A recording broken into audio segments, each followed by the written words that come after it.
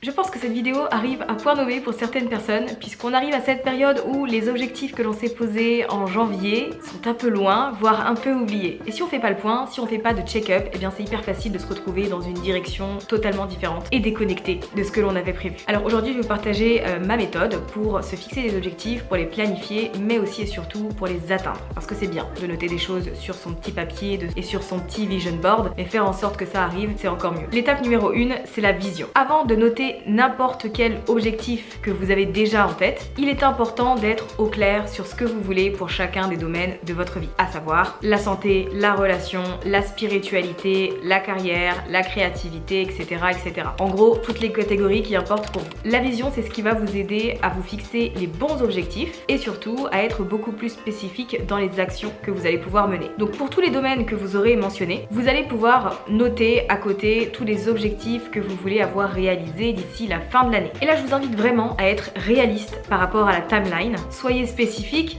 et surtout, ne vous concentrez que sur des objectifs qui sont en votre contrôle. Si c'est pas un objectif qui est sous votre contrôle, vous donnez votre pouvoir à quelque chose d'extérieur et vous créez énormément d'incertitudes. Par exemple, je ne vais pas me fixer un objectif d'avoir 5000 abonnés sur ma chaîne YouTube d'ici décembre 2023 puisque je ne suis pas en mesure de contrôler ces choses-là. En revanche, ce que je peux faire pour faire en sorte d'augmenter mon nombre d'abonnés, eh bien, c'est de mettre en ligne au moins une vidéo par semaine. Ça, c'est un engagement et un objectif que je peux prendre et que je suis en mesure de contrôler d'ici la fin de l'année. Mon objectif à moi, c'est vraiment de créer une récurrence, de développer mes compétences, de devenir meilleur et surtout d'apporter de la valeur. Et en fait, ça rejoint énormément la notion de se concentrer sur les systèmes plutôt que sur les objectifs que partage James Clear dans son livre Un rien peut tout changer, ou encore en anglais Atomic Habits. Parce que si on se concentre pas sur les systèmes, donc le système à savoir, pour reprendre l'exemple que je viens de vous partager, c'est le fait de m'engager à mettre en ligne une vidéo par semaine, de bloquer du temps pour ça, de développer mes compétences, ma créativité, de produire, d'être là et de faire en sorte de réellement créer cette récurrence. Tout ça, ce sont des systèmes. Quand on se concentre pas sur les systèmes, on est trop focus sur le résultat et nos objectifs deviennent alors trop rigides. On se sent enfermé et on va estimer que si l'objectif n'est pas atteint, tout est un échec alors qu'on aura fait énormément de choses, qu'on aura appris, qu'on sera passé à l'action et qu'on se sera amélioré. Donc un objectif, c'est important et ce doit être posé sur un papier, mais votre énergie doit être mise dans les systèmes. Ensuite, une fois que vous avez noté tous les objectifs que vous voulez atteindre d'ici la fin de l'année pour les différents domaines de votre vie, demandez-vous pourquoi est-ce que vous voulez atteindre ces objectifs-là. Ce qui va vous permettre de perdurer, ce qui va faire en sorte que vous allez continuer à travailler et même quand vous n'obtiendrez pas de résultats ou que vous avez l'impression que vous n'y arriverez jamais, c'est votre pourquoi. Je vais vous donner un exemple tout bête. Peut-être que l'une des personnes parmi vous qui regardez cette vidéo a posé l'objectif de lancer une activité en ligne d'ici la fin de l'année. Pourquoi ? Eh bien pour se sentir plus en sécurité, pour gagner un peu plus d'argent, pour pouvoir se faire des petits plaisirs, pour partir en vacances, pour gérer l'inflation au mieux. Voilà, il y a plein de raisons. En fait, l'idée c'est vraiment d'aller noter pour chacun de vos objectifs ce qui compte vraiment pour vous et n'hésitez pas à mettre en avant des émotions et sur le comment est-ce que vous voulez vous sentir une fois que cet objectif sera atteint. L'objectif, c'est une boussole, c'est une direction dans laquelle vous voulez aller, mais c'est bien aussi de détailler les choses pour être sûr que c'est vraiment ce que vous voulez et que c'est pas un objectif que vous avez pris à quelqu'un d'autre. Et dans cette vidéo, je ne vais pas vous parler des objectifs SMART puisque ce n'est pas quelque chose que j'applique personnellement à la lettre. Comme je vous l'ai dit, pour moi, un objectif, c'est hyper important, c'est clair, mais c'est une direction. Ce qui importe, c'est les systèmes et je me concentre là-dessus. Je me concentre sur ce que je peux contrôler, les choses que je peux mettre en place et j'apprécie le voyage et je fais en sorte de toujours m'analyser par rapport à la Safia d'il y a quelques mois pour voir tous les efforts, toutes les compétences qui ont été acquises, tous les résultats que j'ai pu obtenir également. Une fois que vous avez noté les objectifs pour les différents domaines de votre vie, que vous savez pourquoi est-ce que vous voulez atteindre ces objectifs-là et comment vous allez vous sentir, quelles vont être les émotions que vous allez vivre à ce moment-là, il est temps de passer à l'étape numéro 2 qui est le fait de planifier. L'idée ici, c'est de prioriser ceux sur lesquels vous allez travailler. En fait, vous allez tout simplement commencer par les objectifs qui ont le plus d'importance pour vous. Demandez-vous également quel objectif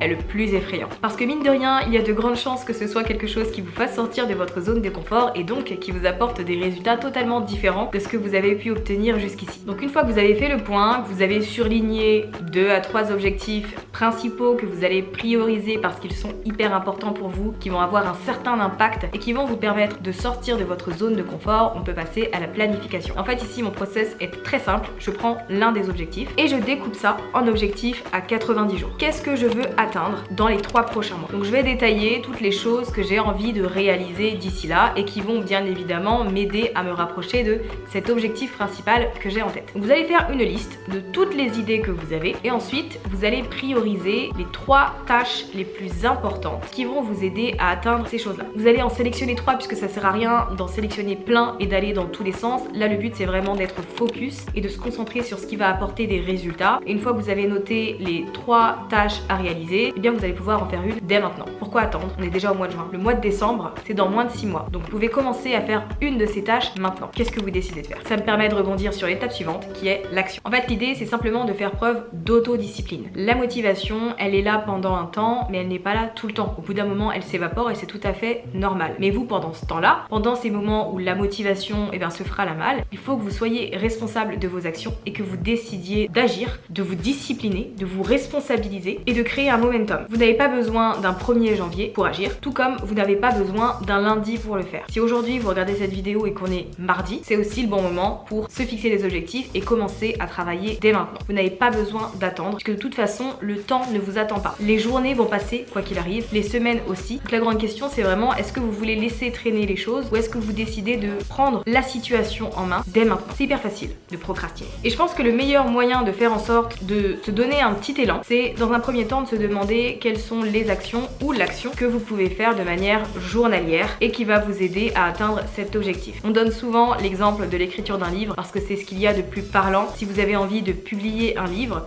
commencez par écrire 10 minutes par jour. 10 minutes de votre journée, c'est pas énorme et ça va déjà vous aider à vous discipliner, à vous faire une promesse que vous allez respecter et surtout commencer à développer vos compétences. Si vous avez pour objectif de développer un business en ligne, créez du contenu chaque jour. Ça peut être un post sur les réseaux sociaux, ça peut être un email de newsletter, une vidéo YouTube, même si ça demanderait un peu plus de temps, mais l'idée c'est simplement de commencer à s'habituer à partager de la valeur et surtout à démontrer votre expertise. Faire un pas chaque jour, c'est beaucoup plus efficace que de faire les choses de manière totalement aléatoire et surtout quand vous avez la motivation. L'étape numéro 4, c'est le maintien. C'est ce qui va vous aider à atteindre vos objectifs, c'est le fait que vous n'abandonniez pas en cours de route. Il y a plusieurs raisons pour lesquelles on abandonne un objectif. Parfois, on est simplement plus connecté avec cet objectif-là et c'est totalement ok de le supprimer, de passer à autre chose. D'autres fois, on s'est fixé un objectif qui est un peu irréaliste, qui est hors de notre contrôle. On n'a pas mis en place de système, on n'a pas non plus priorisé les actions qu'on est en mesure de mettre en place et du coup on est allé dans tous les sens. Et on n'est pas du tout concentré sur le pourquoi est-ce qu'on s'est fixé cet objectif et pourquoi il est important pour nous.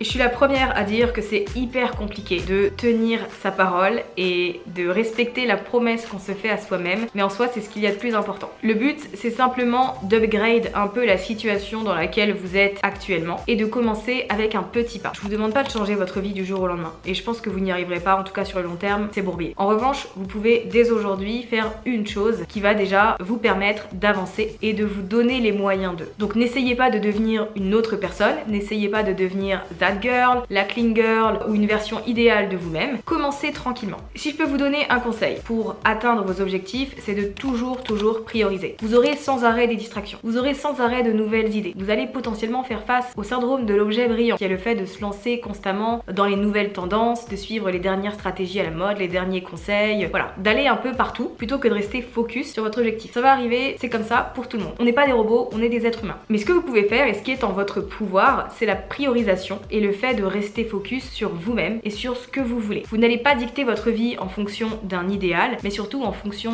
de vous, de votre définition de la réussite, et ça, peu importe ce que les gens autour de vous pensent ou peu importe ce que la société vous dit. Donc concentrez-vous sur vous, refusez toutes les propositions qui ne vont pas vous aider, parce que c'est ça aussi, c'est bien de donner un coup de pouce aux autres, mais à un moment donné, il faut savoir être égoïste, il faut savoir penser à soi, donc pensez à vous, travaillez sur vos propres projets, vos propres objectifs, parce que c'est ce qui va vous aider à avancer et à les atteindre. Et faites également preuve de résilience, parce que vous aurez des périodes down. Il y aura des périodes où vous n'allez rien faire, il y aura des périodes où vous n'allez pas avancer sur vos objectifs, il y aura des périodes où vous serez totalement démotivé. Et c'est tout à fait normal, puisque le changement ne s'opère jamais de manière linéaire. Il s'obtient, je dirais pas dans la douleur, parce que j'ai pas envie de vous démotiver, mais il y a du challenge. La grande question c'est, est-ce que vous allez décider d'abandonner parce que vous vous êtes cassé la figure une fois ou deux fois, ou est-ce que vous allez décider de continuer et d'avancer en dépit de ça et de vous relever à chaque fois. Maintenant, je tiens quand même à faire une petite mention spéciale. Ce n'est pas parce que vous vous êtes fixé un objectif qu'il doit être atteint, quoi qu'il en coûte. Je le rappelle, c'est une notion importante, mais vous avez le droit d'abandonner un objectif si vous sentez qu'il n'est pas aligné avec ce que vous avez envie d'être, ce que vous avez envie de faire, ce que vous avez envie de devenir ou ce que vous avez envie d'avoir. Réévaluez sans arrêt vos priorités et ce qui compte pour vous. C'est hyper important pour votre bien-être personnel. Maintenant, si vous faites partie de ces personnes qui ont envie de lancer un business en ligne d'ici la fin de l'année, eh bien je vous invite à visionner cette vidéo où je vous partage